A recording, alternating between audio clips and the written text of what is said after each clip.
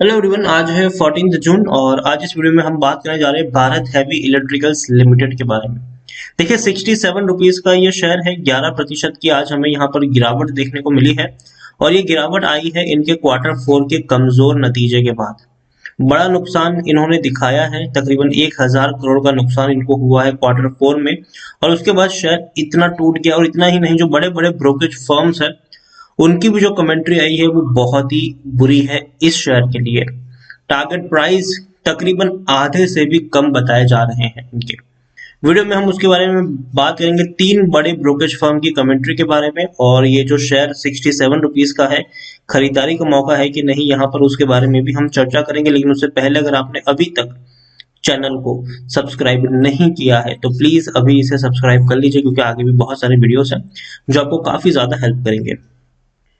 तो चलिए शुरू करते हैं। तो भारत हैवी इलेक्ट्रिकल 67 रुपीज का शेयर एक महीने में अगर देखें तो अच्छी रफ्तार पकड़ी थी इसने। देखिए 77 रुपीज तक पहुंचा, लेकिन जैसे ही रिजल्ट्स आए सीधा एक झटके में टूटा है ये शेयर, एक झटके में। एक साल की अगर हम बात करें तो पिछले एक साल में 115% का ग्रोथ है। देखिए इससे पहले भी अगर हम देखेंगे तो शेयर में अच्छी खासी तेजी थी, 43 रुपीज के आसपास पहुंचा था, ठीक है। लेकिन उसके बाद क्या हुआ, नतीजे अच्छे नहीं आए थे, ठीक है। 1500 करोड़ का लॉस इनको हुआ था, पिछले साल मार्च क्वार्टर में ही हुआ था ये लॉस। और शेयर 43 रुपीज से टूटकर 35 रुपीज तक पहुंचा, लेकिन दोबारा बाउंस बैक दिखाया, दोबारा टूट गया ये। देखिए काफी नीचे तक आ गया था ये शेयर, लेकिन उसके बाद एक बड़ी रफ्तार इसने पकड़ी थी। रफ्तार की जो तेजी थी उसकी जो वजह थी वो यही थी कि चर्चा थी बीच में कि कंपनी को प्राइवेटाइज किया जा सकता है। और दूसरी बात यहाँ पर यह भी थी कि जो वैल्यूएशन इनका निकल कर आया था वो तकरीबन 50,000 करोड़ से भी ज्यादा का वैल्यूएशन था। गिरावट आई, उससे भी ज्यादा का बाउंस बैक दिखाया, काफी ऊपर शेयर पहुंचा, लेकिन अब वापस नीचे की तरफ जाता हुआ नजर आ रहा है। यहाँ पर देखें तो 22,500 करोड़ के आसपास का मार्केट कैप है, लार्ज कैप शेयर है। एनएससी में देखा जाए तो 15 करोड़ के आसपास का वॉल्यूम ट्रेड है। बड़ी क्वांटिटी में यहाँ पर बिकवाली भी हो रही है, खरीदारी भी हो रही है।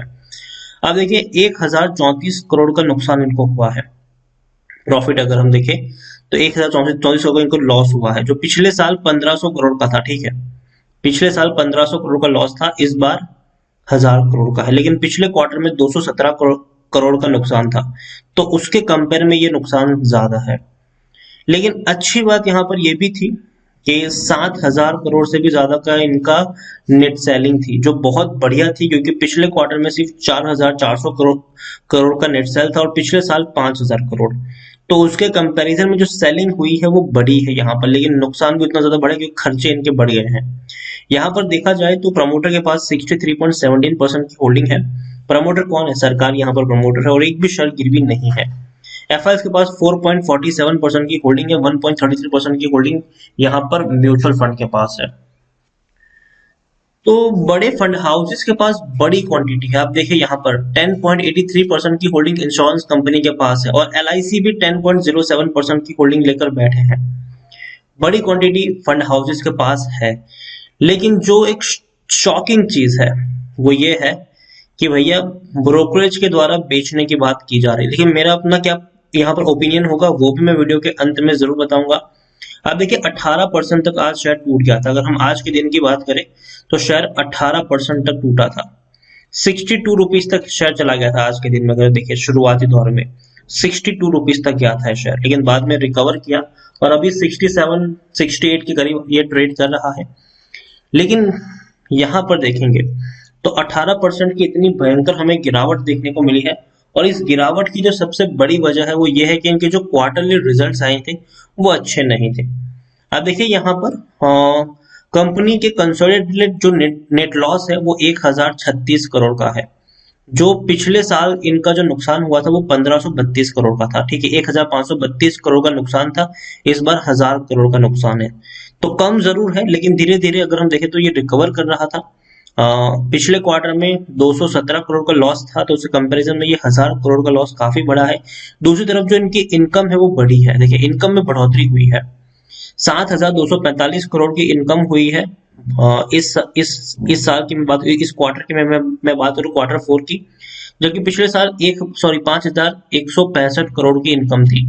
तो इनकम बढ़ी है, लेकिन फिर भी सिचुएशन अच्छी नहीं है। सीएलएसए ने बेचने की सलाह दी है और 40 रुपए का टारगेट प्राइस रखा हुआ है।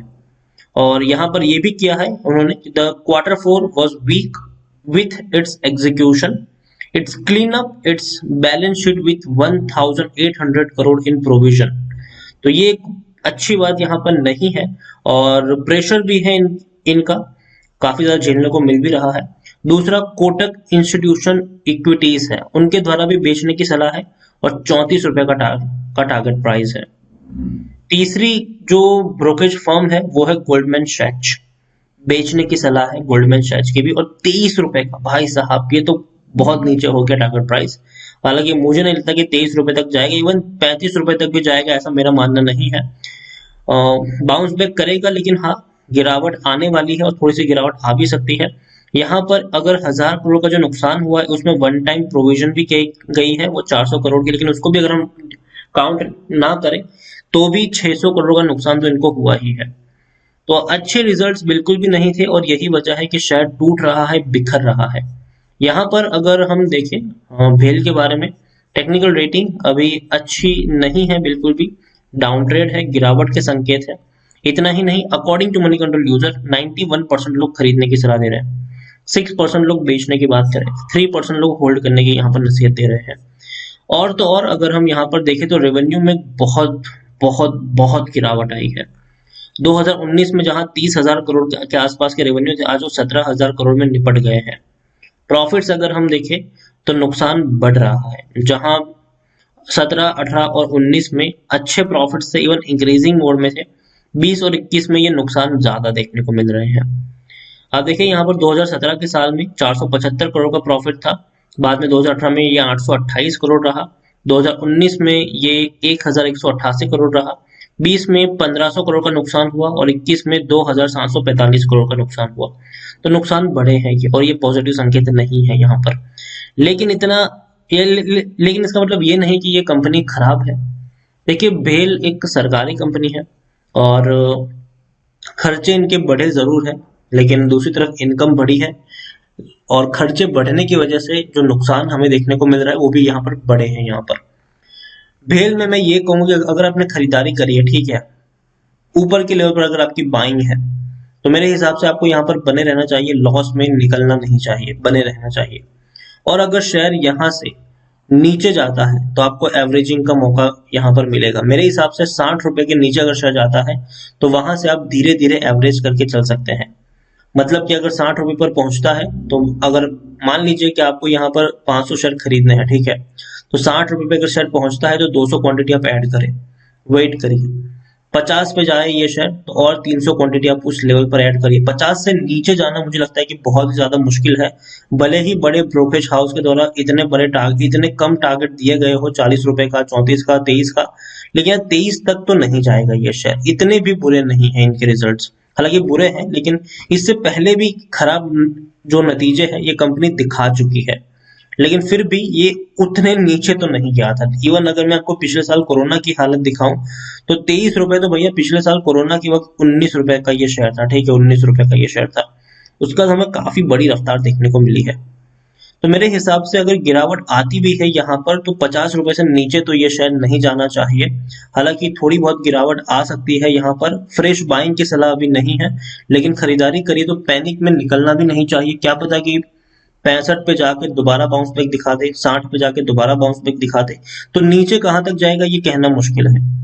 लेकिन फ्रेश बाइंग अगर आप करना चाहते हो तो मैं तो 60 रुपए का जो लेवल है वहां से आप शुरुआत कर सकते हो। लेकिन मैं कह रहा हूँ 60 पे पहुंचने का ये मत करिएगा कि 1000 शेयर एक साथ में खरीद लो, यहाँ पर खरीदने की आप शुरुआत कर सकते हैं, ठीक है।